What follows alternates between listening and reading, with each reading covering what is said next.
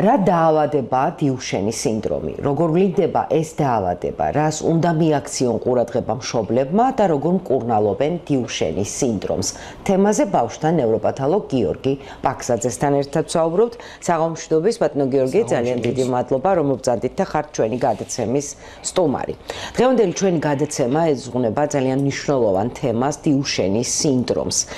რა არის დიუშენის სინდრომი, რა დაავადებაა და რა კავშირი აქვს ამ დაავადებას კუნთების სისუსტესთან?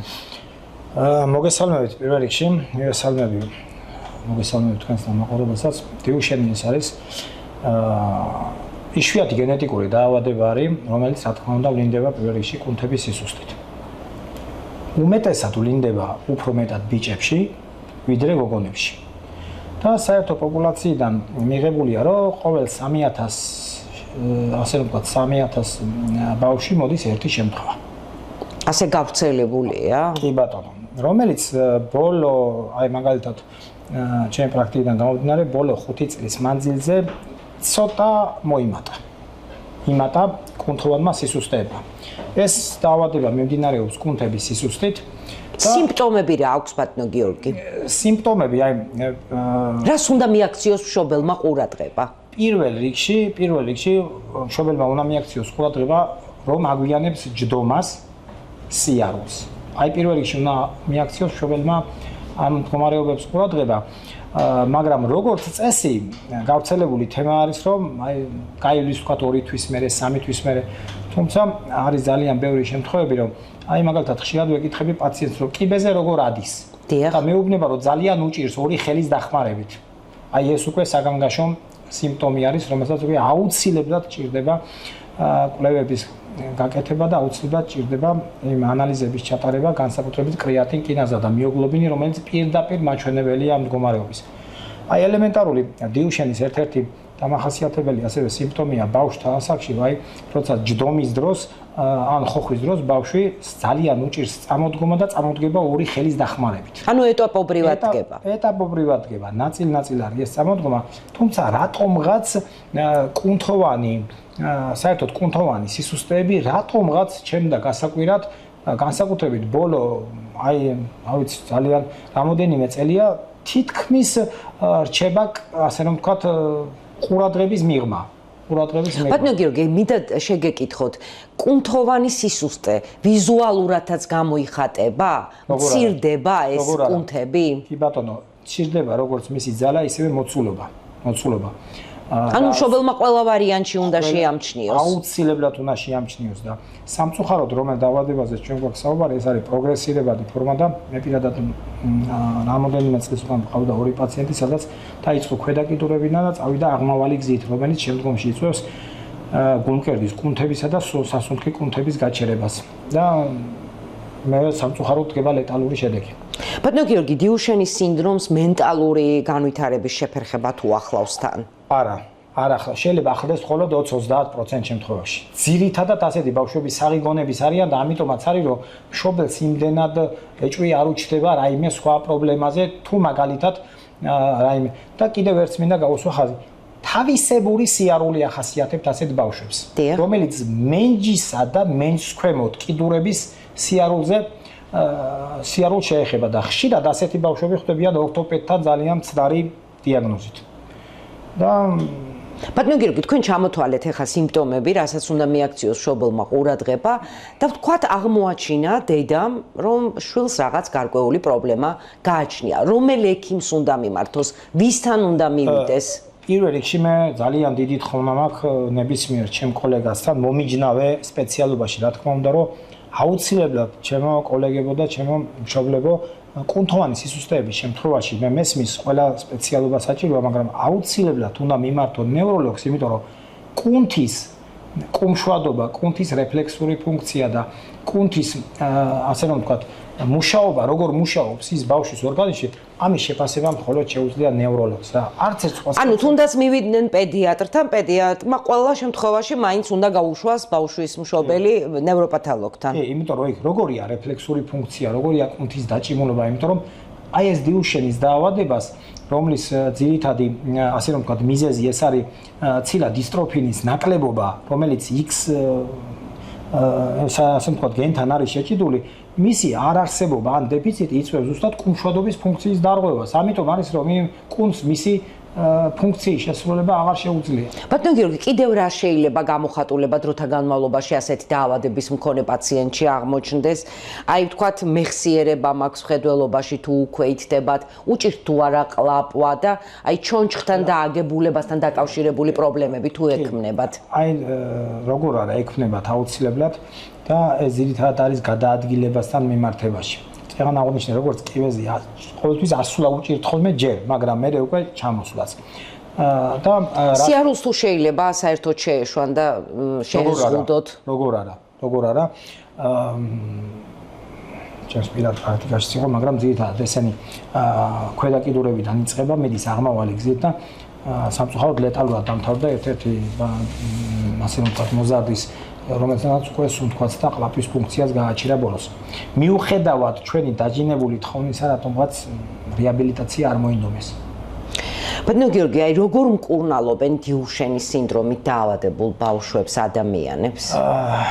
დიუშენის დაავადება ძირითადად ეს გენეტიკურად ითვლება და ძირითადად ეს არის შემანარჩუნებელი თერაპია. ანუ განკურნებადი ეს დაავადება არ არის. ყველაზე დიდი წარმატება ეს არის, რომ ის მდგომარეობა შეინარჩუნო. აქ შეიძლება იყოს კუნთის აღმდგენი, აქ შეიძლება იყოს რაიმე ისეთი ფიზიკური თერაპიაც, ცოტა, ასე ვთქვათ, მინიმალური დოზით, თუმცა მკურნალობა აი არის ხოლმე შემთხვევები, როდესაც აი მაგალითად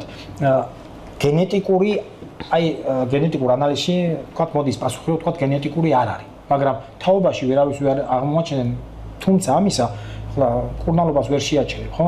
აღდგენა მიდის მაინც აუცილებელია, იმიტომ რომ ადრე თუ გვიანის კუნთოვანი სისუსტე მაინც დგება. ბატონო გიორგი, საქართველოშიც უცხოეთშიც მკურნალობა ერთნაირი გაიდლაინებით მიმდინარეობს თუ უცხოეთში უფრო მეტი საშუალება აქვს პაციენტებს სიახლეები უფრო სწრაფად მიიღონ? ნახეთ, თითქმის ერთნაირი გაიდლაინით მიმდინარეობს, მაგრამ მე როგორც ვიცი და ძალიან კარგი ინფორმაცია მაქვს, ხდება ასეთი ბავშვების მკურნალობა სპეციალური პროგრამით, სადაც რაღაც წინსვლებიც არის და ამიტომ მე მივესალმები თუ რაღაცას მედიცინა შეძლებს ისეც, რომ აი სტაბილურობა მაინც შეუნარჩუნონ ამ მოზარდებს, რომ ეს აღმავალი და პროგრესირებადი არ იყოს, იმიტომ რომ ძალიან ძნელია, როდესაც უყურებ მოზარდს, რომელიც იცი რომ ხვალდაზე სუნთქვას გააჩერებს, ყლაპვას გააჩერებს და თავისთავად გულის კუნთიც კუნთია. დგება ცუდი შედეგები. ბატონო გიორგი, მე მაინტერესებს და ალბათ ძალიან ბევრი ადამიანი, ვინც ახლა გვისმენს და დაინტერესდა ამ თემით, საქართველოში ფინანსდება თუ არა ამ დაავადების მკურნალობა, ვთქვათ, რეაბილიტაცია, რამდენადაც ჩემთვის ცნობილია, ასეთ პაციენტებისთვის აუცილებელია ფიზიოთერაპია, ცურვა, ეს ყველაფერი თუ ფინანსდება თუ ხარ საქმის კურსში? დაფინანსებაზე ცოტა, ვიცი, ნაკლებად მოიაზრება, მაგრამ მე ვისურვებდი, რომ თითეული ასეთი ბავშვი იყოს აღრიცხვაზე აყვანილი და ყველანაირი მომსახურება ჩაუტარდეს, იმიტომ რომ სულ რაღაც 100 ბავშვზეა საუბარი. იმიტომ რატომ იცით, ჩვენ ხო მედიცინაში ვიცით, რომ ეს არის პროგრესირებადი ისეთი დაავადება, რომელსაც ხვალდაზე მოძებს აუცილებლად ლეტალური შედეგი და იყოს აღრიცხვაზე და უნდა გაუკეთდეს ყველა ის პროცედურა და ყველა ის სამედიცინო მომსახურება, რაც მათ ესაჭიროებათ. ასეთივე დაავადების მქონე ბავშვები ითვლებიან შეზღუდული შესაძლებლობის მქონე პირებად, ხო? ნამდვილად. იმიტომ რომ როგორც კი უახლოვდებიან იმ ასაკს, ეს არის უფრო 10 წელი და ზემოთ. უკვე აი როცა შედიან ასეთ პუბერტულ ასაკში, ჩათვალეთ, აი მაშინ ხდება ყველაზე დიდი ასე რომ ვთქვათ, პროგრესირება ამ დაავადების. 10 წლიდან ზემოთ? რამდენად ადაპტირებული გარემო ჭირდებათ ასეთ პაციენტებს? ეტლი, აბაზანისთვის ალბათ სპეციალური კვება, სპეციალური მომსახურება, სპეციალურად გადაადგილება, გარემო, ავიცი სპეციალური სატრენაჟერო დარბაზი, აი მაგალითად ძალიან კარგი იქნება, სადაც ეს მოძრაობა ხდება სპეციალური დამხმარე საშუალებით. ძალიან ბევრი რამის და ეს ყველაფერი საქართველოში ამ დაავადების მქონე პაციენტებს თუ გააჩნიათ ეს მომსახურება?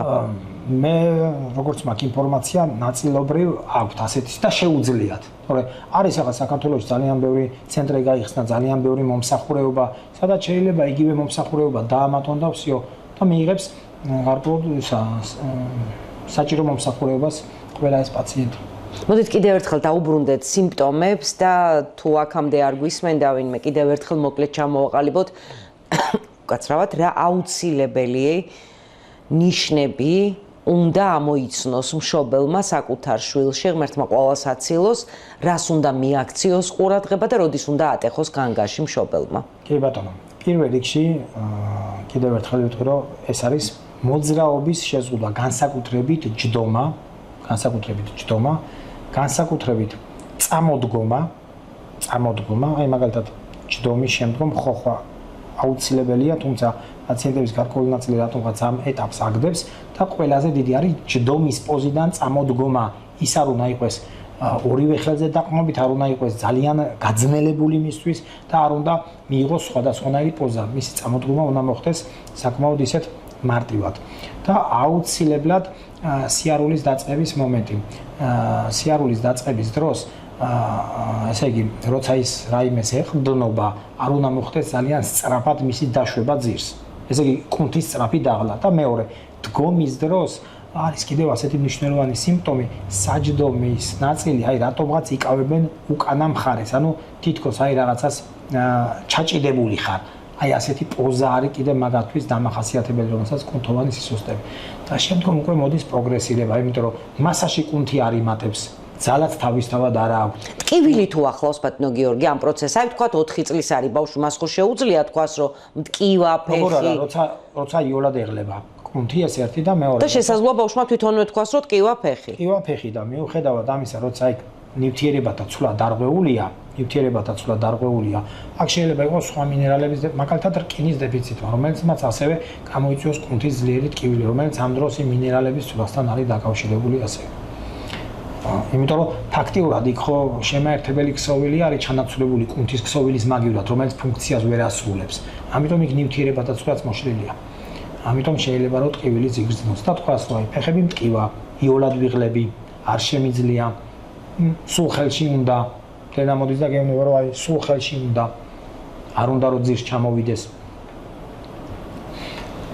ძალიან დიდი მადლობა ბატონო გიორგი, ჩვენ ახლა ვსაუბრობდით ერთ-ერთ გავრცელებულ დაავადებაზე, დიუშენის სინდრომზე, რომლითაც საქართველოში 100-მდე ბავშვია დაავადებული და როგორც ექიმმა ბრძანა და სტატისტიკა გვიჩვენებს, ყოველ 3,000 ადამიანიდან ერთ ადამიანს დიუშენის სინდრომი ემართება. რა უნდა ბიჭებს?